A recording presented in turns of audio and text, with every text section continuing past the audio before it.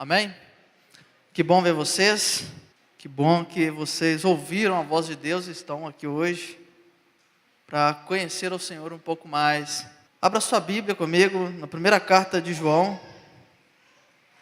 Primeira carta do apóstolo João, capítulo 4. Que a nossa mente esteja quieta e pronta para escutar aquilo que Deus tem para falar conosco. Que a gente esteja realmente assim com os nossos órgãos dos sentidos voltados para aquilo que Deus tem para nos falar. Primeira carta de João, capítulo 4, os versos 7 a 10. Diz assim a palavra do Senhor. Palavras do apóstolo João, e ele diz assim: Amados, amemo-nos uns aos outros, porque o amor procede de Deus. E todo aquele que ama é nascido de Deus e conhece a Deus. Aquele que não ama não conhece a Deus, pois Deus é amor. Nisto se manifestou o amor de Deus em nós, em haver Deus enviado o seu Filho unigênito ao mundo, para vivermos por meio dele. Nisto consiste o amor, não em que nós tenhamos amado a Deus, mas em que ele nos amou e enviou o seu Filho como propiciação pelos nossos pecados.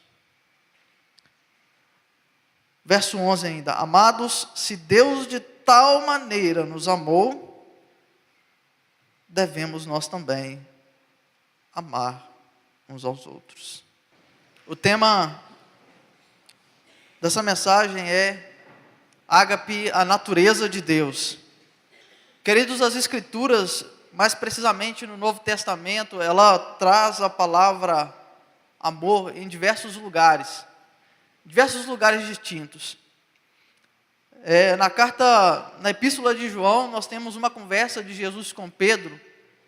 Pedro havia negado Jesus, Jesus havia morto, ressurreto, e Pedro, pela maneira como ele negou Jesus, ele ficou chateado consigo mesmo, ele fugiu, voltou à sua antiga maneira.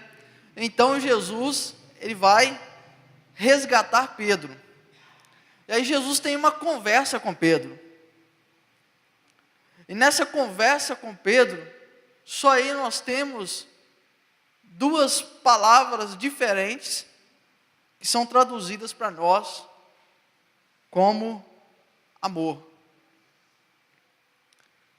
Só nessa conversa. A palavra amor, ela está recheando as Escrituras inteiras, de uma capa a outra. E assim é justamente porque essa é a natureza de Deus. No entanto, por vezes a gente faz alguma confusão em relação aos termos que são usados, que foram usados pelos apóstolos, pelos escritores das Sagradas Escrituras, e às vezes a gente não entende exatamente o que o texto está querendo dizer. E pelo fato de a gente não entender exatamente o que as Escrituras estão dizendo, fica difícil também a gente aplicar, a gente tirar algum proveito prático para a nossa vida a respeito das Escrituras, daquilo que Deus, a expectativa de Deus a nosso respeito. E hoje assim nós vamos falar um pouco, muito rapidamente por sinal, a respeito dessa natureza de Deus. Porque conhecer a natureza de Deus vai trazer para nós a garantia daquilo que nós podemos esperar de Deus ou que nós não podemos esperar dele. A Bíblia fala muito a respeito de esperança. Esperança é você estar seguro de algo que virá. Como eu estarei seguro de algo que virá se eu não conheço a natureza a respeito de quem eu estou pondo a minha confiança? Fica difícil. Pelo intelecto, pelas faculdades do intelecto, nós tomamos conhecimento da verdade, daquilo que é real por toda a eternidade. Mas pela fé, nós nos apropriamos dessa verdade. Nós não podemos viver para a glória de Deus e desprezar o intelecto, porque é por meio do intelecto que as verdades chegam a nós. Não é à toa que Deus, Ele fez questão de que as Escrituras fossem escritas, não fossem contadas de um povo, né, de uma pessoa para outra. Não, era para ser escrita. E não foi apenas escrita, foi também falada. Porque são as principais maneiras pelas quais o nosso intelecto recebe uma informação. Através dos ouvidos e através dos olhos. Essa é a principal maneira. Não é à toa que Jesus, Ele é chamado de o Verbo de Deus, a Palavra de Deus. Não é à toa que Deus, Ele manifestou a sua palavra na criação. A Bíblia diz que Deus disse, e disse Deus. Deus, Ele disse. Deus não pensou e aconteceu. Ele podia ter pensado e acontecido. Mas quando Ele criou a criação, Ele fez aquilo que Ele fez, a saber, principalmente os homens, que é a primazia da sua criação, Ele os dotou com intelecto, com ouvido, com olhos. E também não é à toa que Ele criou as maravilhas do universo, para que nós pudéssemos visualizar. Todos os órgãos dos sentidos, eles estão diretamente ligados com a capacidade de perceber a verdade, de perceber a Deus, de tomar conhecimento de Deus. E por meio do conhecimento de Deus, a fé vem. Não é à toa que as Escrituras dizem, porque a fé vem pelo ouvir, e o ouvir da palavra de Deus. A fé não é uma ideia, não é um pensamento positivo. Não, a fé é apropriar-se da verdade, pela qual nós tomamos conhecimento. E nós só julgamos que a verdade é verdade pelo intelecto. Por essa razão, nós precisamos conhecer um pouco mais, ainda que o tempo seja bastante curto. Eu espero poder trazer a vocês um pouco mais de luz a respeito da natureza de Deus. E o que isso tem a ver conosco? Queridos, essa palavra grega que é usada nos textos que lemos, no texto que lemos, é ágape, amor aí é ágape, é a palavra original. No entanto, no Novo Testamento, na língua grega, é usado também outras duas palavras que são traduzidas para nós como amor, que é filia e eros. De acordo com os filósofos da época de Platão, eles tentaram criar um significado mais exato a respeito dessas palavras. No entanto, o máximo que eles conseguiram chegar é fazer uma pequena distinção, que ainda não é exata. Segundo eles, ágape diz respeito a um amor familiar, um amor muito forte, somente de pessoas muito íntimas, de um grupo, de uma afinidade muito forte. Esse é o tipo de relação que eles têm. Eles chamam esse tipo de relacionamento ágape. E filia é uma afeição como de um amigo, de um conhecido, aquela pessoa que você estima muito, você tem uma estima, um professor que você considera, uma pessoa que você considera. Essa seria filia. E eros já é um tipo de relacionamento que tem mais a ver com a questão da sexualidade, do romance, com a questão da família. Não é necessariamente, e não é de fato, a questão da impureza, aquela questão daquele amor que se fala tanto, aquela coisa louca, que está completamente diferente daquilo que Deus propõe. Não é. E, no entanto, de acordo com as Escrituras, apesar de as Escrituras usarem a palavra ágape nesse texto, essa palavra ela não é capaz de suportar o significado que Deus tem, o significado da própria natureza de Deus.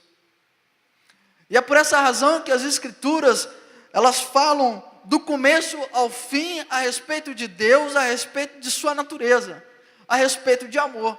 E a palavra hebraica, que é usada inúmeras vezes no Antigo Testamento, ela é uma palavra genérica. Ela tanto quer dizer eros, filia, ágape no grego, quanto até mesmo um tipo de relacionamento de apego, de consideração que nós temos, por exemplo, com animais, com objetos preciosos, por exemplo, que a gente recebeu de uma pessoa querida, né? Lá, a palavra no Antigo Testamento que é usada, ela se remete a isso. Então a gente começa a perceber que, na verdade, as Escrituras, ela tem quando ela vai falar a respeito de Deus e da sua natureza, o desfecho dela é muito amplo. Ele é tão amplo que ele engloba todas as coisas. Ele engloba a nossa vida inteira. E tamanha é a sua amplitude que nós precisamos ter um pouco de luz a respeito desse assunto. Se a gente olhar para o texto que acabamos de ler, ele fala, dentre algumas coisas, ele fala a respeito da origem, da natureza. E o apóstolo Pedro, ele diz o seguinte, o apóstolo João, veja só, ele diz o seguinte, que a razão pela qual devemos amar uns aos outros é porque o amor procede de Deus. Ele fala da fonte de amor. Não existe outra fonte de amor a não ser Deus.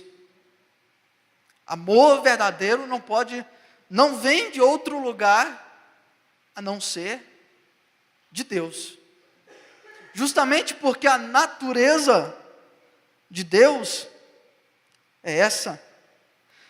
E não é só isso, ele diz assim, olha, e todo aquele que ama é nascido de Deus. Todo aquele que ama é nascido de Deus. Por quê? Porque essa é a natureza de Deus.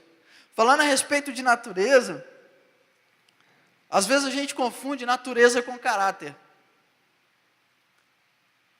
Mas veja bem, só para a gente entender, rapidamente, a natureza desse púlpito, ela é basicamente madeira, celulose. Essa é basicamente a natureza dele, ainda que seja púlpito. Ainda que seja uma mesa, ainda que seja uma cadeira. A natureza dele vai ser celulose. Tá certo? E olha só o que o apóstolo está dizendo. Todo aquele que ama é nascido de Deus. Quando nós geramos um filho, nós geramos um filho da mesma natureza que nós.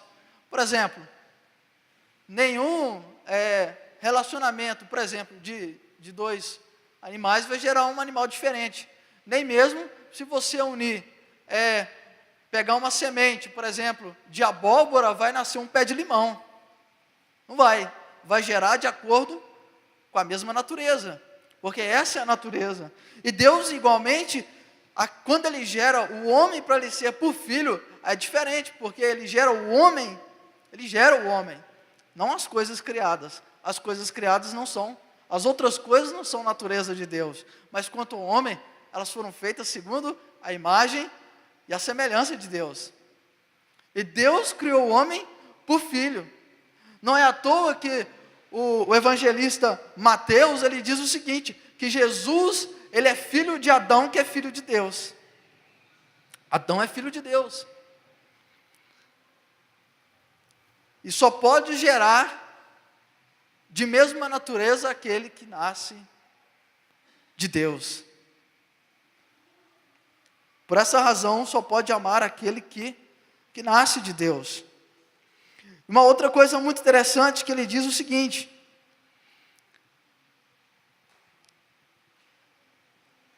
e todo aquele que ama é nascido de Deus e conhece a Deus.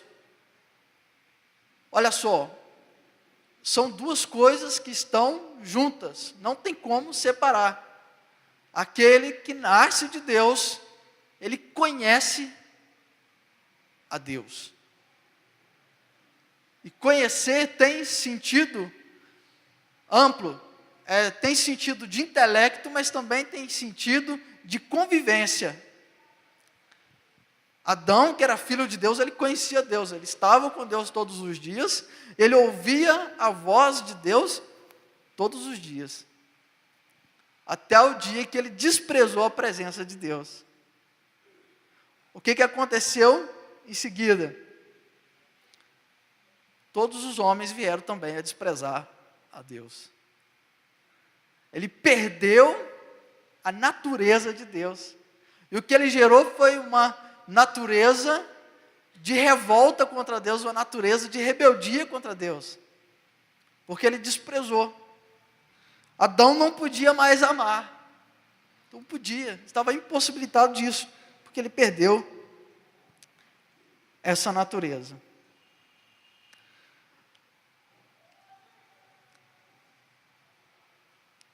Uma outra coisa que nós podemos aprender nesse texto, que Jesus fala isso em João, capítulo 3, que Jesus falando para Nicodemos, ele diz assim: olha, Nicodemos, ninguém não pode entrar no reino de Deus se não nascer de novo. Por que não pode entrar no reino de Deus? Porque o ser humano, para entrar no reino de Deus, como ele foi feito para ser filho, só pode ser filho aquele que tem a mesma natureza. Não é porque Jesus não quer que seja assim, não é porque Deus não quer que seja assim. Deus, ele não pode querer ou não querer isso não está em questão. Só pode ser por filho aquele que é de mesma natureza. Não pode ser diferente, não tem como ser diferente. Uma vez conversando com a pessoa, ela disse assim para mim: nossa, Deus é muito exigente. Deus é exigente demais, Ele exige que os homens o adorem. Não, Deus, ele não pode exigir que os homens o adorem, os homens existem por causa dele, para a glória dele. Não é questão de exigência, é uma questão de natureza.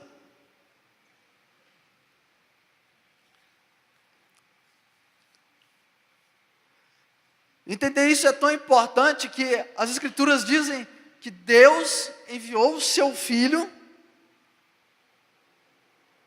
na plenitude de amor. Jesus é a plenitude. O apóstolo João, ele diz bem aqui: nisto se manifestou o amor de Deus em nós, em haver Deus enviado o seu Filho unigênito ao mundo para vivermos por meio dele. Quando ele fala a respeito de manifestou, é tornar conhecido, tornar visível, tornar palpável. Manifestou, foi manifesto, aquilo que eu posso ver. E é exatamente por essa razão que o próprio João vai dizer: nós o vimos como Filho unigênito de Deus, cheio de graça e de verdade. Nossos olhos viram, nós vimos e ouvimos, por isso nós testificamos. O amor não é algo, não é uma ideia. O amor é algo palpável. Não é um significado, uma palavra, ele é uma realidade, é uma natureza. Para a gente simplificar, ele é uma pessoa, e o nome dela é Jesus.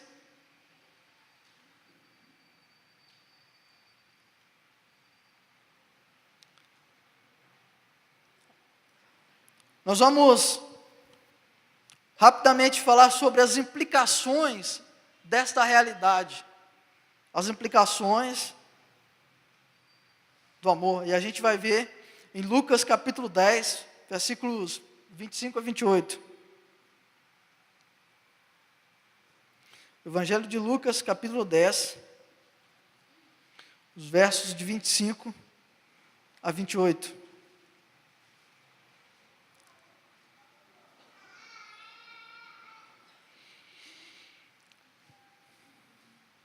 Diz assim: e eis que certo homem intérprete da lei, se levantou com o intuito de pôr Jesus à prova e disse-lhe: Mestre, que farei para herdar a vida eterna? Então Jesus lhe perguntou: o que está escrito na lei? Como interpretas? A isto ele respondeu: Amarás o Senhor teu Deus de todo o teu coração, de toda a tua alma, de todas as tuas forças, de todo o teu entendimento. E também amarás o teu próximo como a ti mesmo. Então Jesus lhe disse: respondeste corretamente, faze isso e viverás. Esse homem que se aproxima de Jesus, ele era um intérprete da lei, um estudioso das Sagradas Escrituras, mais precisamente o Antigo Testamento. E ele chega para colocar Jesus à prova, para testar Jesus, para testar quem Jesus é, e também para poder desmascarar Jesus, alguma coisa assim. Mas é interessante uma coisa, ele tinha um entendimento verdadeiro do Antigo Testamento. Quando a gente olha para o Antigo Testamento, que por sinal ocupa a maior parte da Bíblia que nós temos, o que é que nós pensamos? Nós pensamos em uma série de coisas, leis, um monte de leis, centenas de leis, instruções, histórias bonitas, histórias tristes. Mas esse homem, ele olhava para todo esse conjunto de informação e ele entendia exatamente aquilo que Deus queria ensinar. Ele consegue perceber exatamente a natureza de tudo aquilo que Deus tinha dito através de tantas histórias, de tudo aquilo. Ele diz exatamente isso, que na verdade Deus ele estava chamando as pessoas para amá-lo da maneira como segue. E por que é que Deus ele chama as pessoas para amá-lo da maneira como segue? É simples. Os homens o abandonaram o Senhor. Mas ele quer o homem de volta. Então ele chama. Ele não chama porque é uma obrigação do homem. Ele chama, como diz o apóstolo João, para vivermos por meio dele. Porque ele nos criou para a vida, não foi para a morte. Não foi para o desprezo, foi para a alegria. Foi para o regozijo, não foi para a doença. Não foi. Foi para viver de maneira plena como filhos de Deus, não como criaturas dele. Não como os animais, mas como diz as Escrituras, herdeiros de Deus e co-herdeiros com Cristo. É diferente. E é por isso que ele vai atrás. E é exatamente por essa razão que Jesus conta 3 parábolas. Uma delas ele fala a respeito do cordeiro que fugiu. A gente chama de ovelha perdida. É o título que a gente dá. E ele deixa todas as outras seguras e vai atrás daquela que se perdeu. Ele vai resgatá-la. Ele é o Deus que vai atrás, porque ele a criou para a vida, não foi para a perdição. Jesus também conta, nesse mesmo episódio, a história de um objeto de grande valor, que a pessoa procura até achar. Porque é que Deus procura até achar. Porque é que ele sai da sua comodidade e vai até encontrar aquilo que lhe é precioso. Porque essa é a natureza dele. A natureza dele é amor. Ele não pode deixar perder sem fazer nada. Deus não pode ver aquilo que ele criou sem não fazer nada. Deus ele não fica vendo as coisas acontecerem, ele se manifesta, ele cria planos e ele atua em cima desses planos, ele projeta, ele faz acontecer. E as Escrituras dizem que nenhum dos planos de Deus pode se frustrar, não pode se frustrar, porque essa é a natureza de Deus, e ele vai garantir que os projetos dele não se frustram. Aqueles que ele chamou, Você que Ele chamou desde a eternidade, e Ele não vai abrir mão de você, Ele vai atrás de você. Você que o rejeitou desde a eternidade. Eu espero que essa não seja a sua situação hoje, eu creio que não é, mas pode ser que seja. Mas se for, ainda que você esteja aqui, você não está sendo honesto, e não seria nunca. Não seria nunca, porque nada pode assustar Deus, nada é novo para Deus, porque os projetos dele, Ele garante pela própria natureza dele, de que isso vai acontecer, porque essa é a perfeita natureza de Deus, a perfeita natureza do amor. E é por essa razão que nós temos a garantia de que Ele que nos chamou, de que Ele que operou em nós o novo nascimento, de que Ele que se manifestou a nós, Ele nos tem por garantia eterna. Nós temos segurança, nós podemos ter segurança. Nós não confiamos em Deus como confiamos nas coisas do governo, que hoje está bem, amanhã pode não estar. Não. A palavra de Deus, ela é exata, ela é perfeita, ela é suficiente. E nós podemos nos assegurar ela com plena certeza, porque ela vai acontecer. Jesus, Ele diz: pode passar os céus e a terra, mas as minhas palavras não haverão de passar. Elas não podem passar, nem se Ele quisesse, mas Ele também não pode querer, porque essa é a sua natureza. Deus não tem como mudar a sua natureza. E as implicações disso para nós é exatamente essa. É que como diz aqui esse homem, intérprete da lei, ele diz assim: amarás o Senhor teu Deus de todo o teu coração, de toda a tua alma, de todas as tuas forças, de todo o teu entendimento. Tendo em vista que por natureza, Deus ele investe tudo que Ele tem, toda a sua existência, todo o universo em prol dos seus propósitos, porque essa é a natureza dEle. Por natureza de Deus, aqueles que participam da natureza de Deus, eles não podem investir menos do que isso. É tudo. Não tem parcialidade.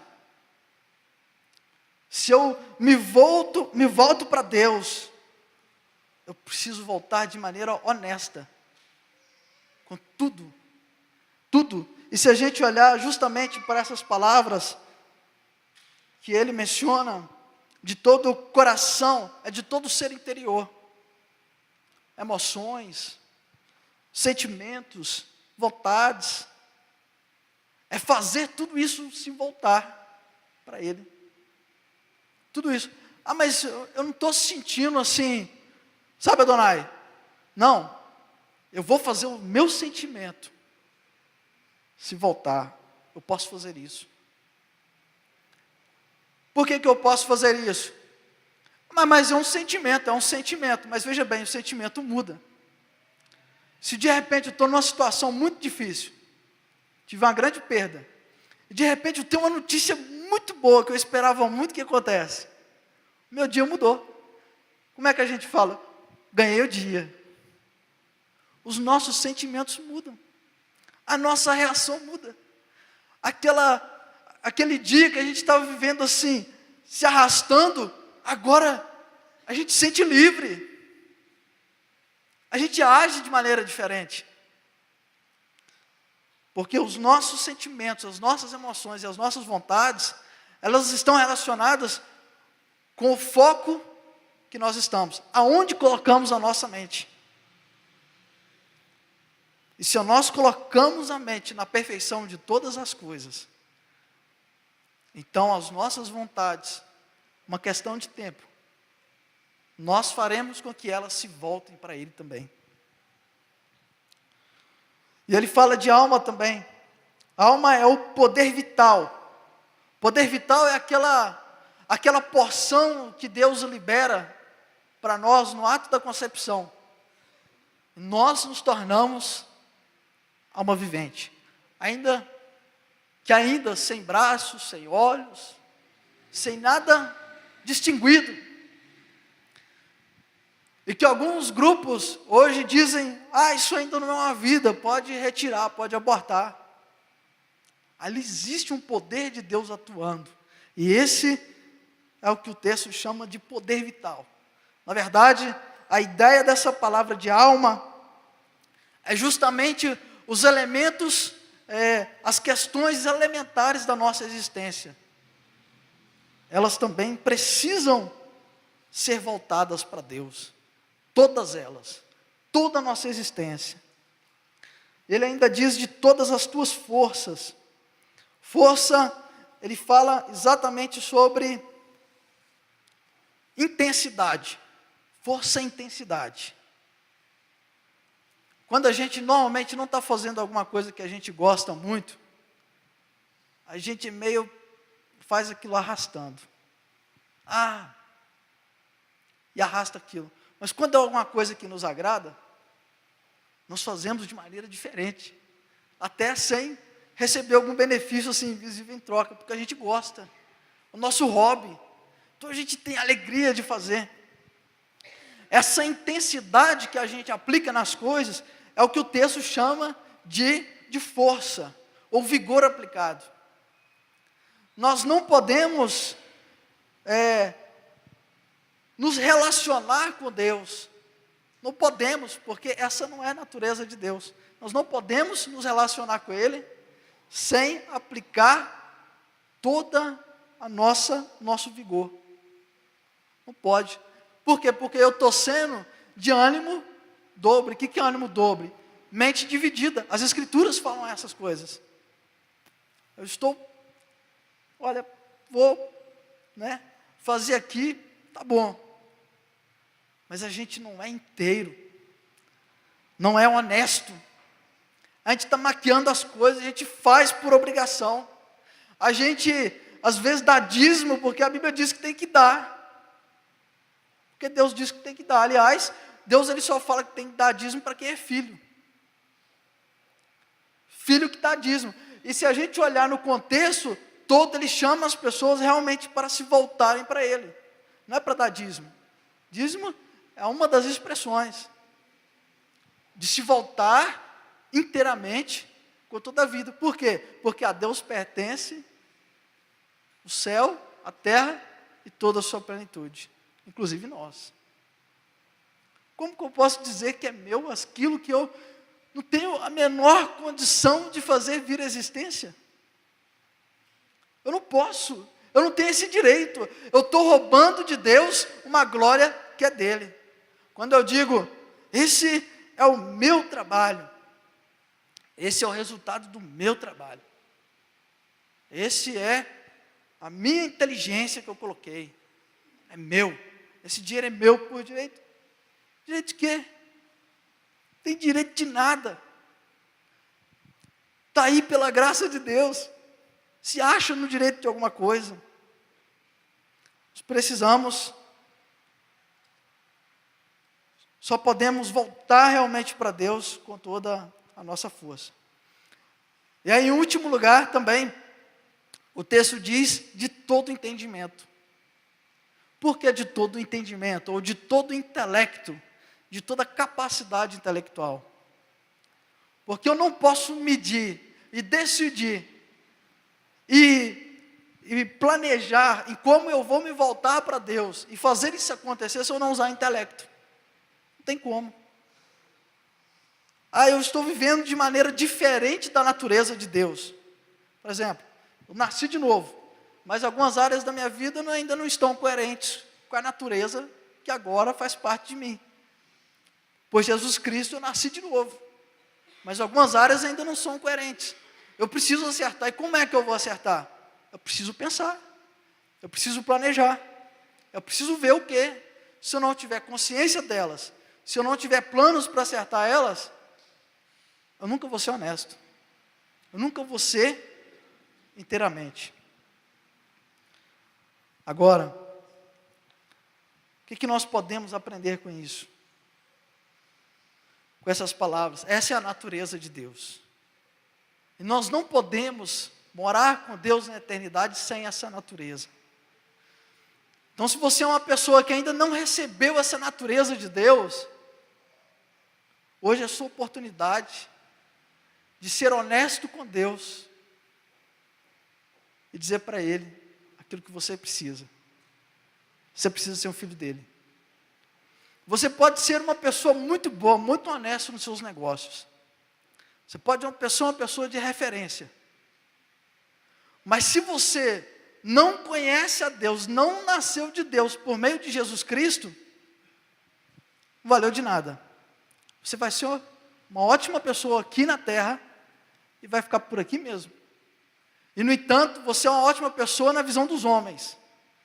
Mas até então, você está rejeitando a vida que Deus te deu. A oportunidade de poder viver e não está fazendo jus a ela. Hoje é a sua oportunidade de se voltar para Deus. Não perca essa oportunidade. Mas também não para por aí. Para aqueles que nasceram de Deus, precisam rever a sua vida. É preciso usar o intelecto. Olhar para si mesmo e examinar. Eu estou sendo honesto, coerente com a natureza de Deus que está em mim? O que você faz com o seu tempo, com aquilo que está nas suas mãos, o seu trabalho, os seus relacionamentos? O que você faz com o uso da sua capacidade de pensar? O que você faz com isso? Você utiliza isso para fazer mal para as pessoas? Você utiliza isso para poder atrair glória para si mesmo? Essa não é a natureza do amor. Deus, ele não busca a sua própria glória. Ainda que Deus seja Deus, ele não pode buscar a sua própria glória. Jesus em nenhum momento buscou glória para si. Deus, o Pai, pelo contrário, nunca buscou glória para si. Pelo contrário, ele buscou glória. Ele falou a respeito de Jesus e elevou Jesus. Jesus fez o mesmo com o Pai, o Espírito Santo faz o mesmo com Jesus. Negócios, família, contratos que nós assinamos, nós estamos sendo honestos, estamos fazendo isso para a glória de Deus, do jeito que Deus espera. Estamos sendo corretos nisso? Admitimos pessoas, andamos na rua. O apóstolo Paulo, ele vai dizer que, ainda que nós venhamos a dar o nosso corpo para ser queimado, sem amor, não tem valor algum. Não tem valor nenhum. Discípulo, discipulado, discipulador, eu estou sendo honesto, eu estou realmente aproveitando esse momento para entregar para aquela pessoa, para o meu discípulo, tudo aquilo que Deus tem para ela nesse momento. Eu estou me colocando à disposição de receber de Deus tudo aquilo que Ele tem para mim através dessa pessoa, através do professor da escola de ensino.